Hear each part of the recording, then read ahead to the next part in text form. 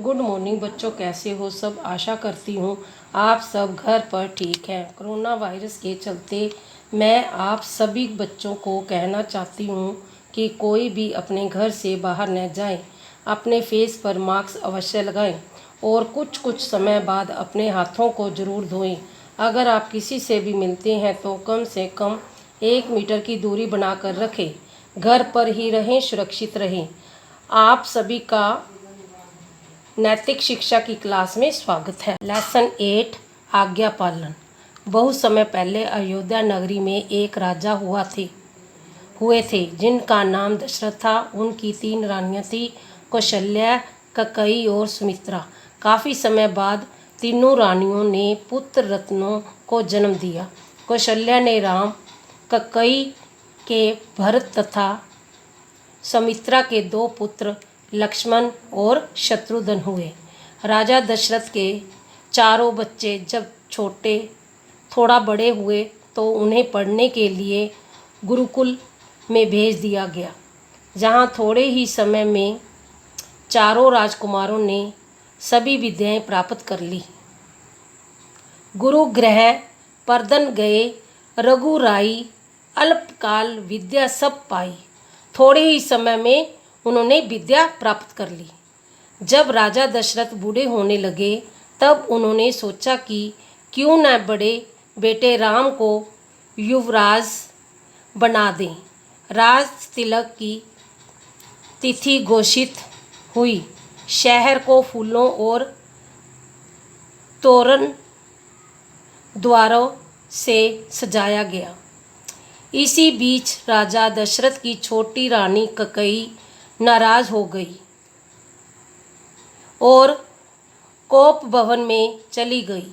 जब महाराज को यह जानकारी हुई तो वह कैकेयी के पास गए और कारण पूछा। कैकेयी ने कहा, महाराज, जब दैत्य देवासुर संग्राम में मैंने आपके प्राणों की रक्षा की थी तब आपने मुझे 2 वरदान देने को कहा था। हमें अब वही दोनों वरदान दे दीजिए। महाराज दशरथ सहर्ष तैयार हो गए।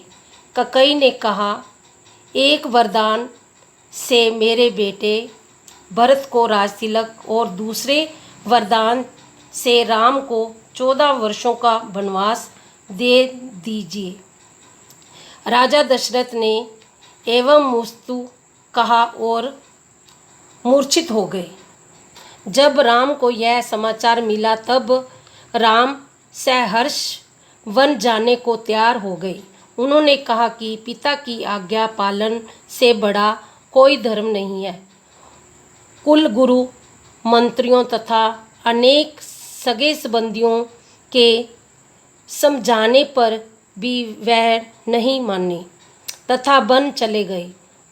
उनके साथ उनकी पत्नी सीता और छोटे भाई लक्ष्मण भी बन गए। जंगल में राम, लक्ष्मण और सीता ने अनेक कष्ट सहे। कालांतर में लंका के राजा रावण ने सीता का अपहरण कर लिया। राजा ने वानर राज सुग्रीव तथा हनुमान के साथ मिलकर लंका पर चढ़ाई कर दी तथा भयंकर युद्ध में रावण को मारकर सीता को प्राप्त किया तथा 14 वर्षों बाद पुनः अयोध्या लौट गए। अयोध्या में उनका भव्य स्वागत हुआ तथा पहली बार दिवाली मनाई गई। सभी लोगों की इच्छा से राम को अयोध्या का राजा बनाया गया। यहाँ पर काफ़ी समय तक राम ने सुशासन का आदर्श स्थापित किया, जिसे आज भी राम राज कहा जाता है। गोस्वामी तुलसीदास ने राम राज का सुंदर वर्णन किया है। राम राज्य बैठे तरलोका, हर्षित भय गए सब शोका। इस वीडियो को बार बार देखो, सुनो और समझो।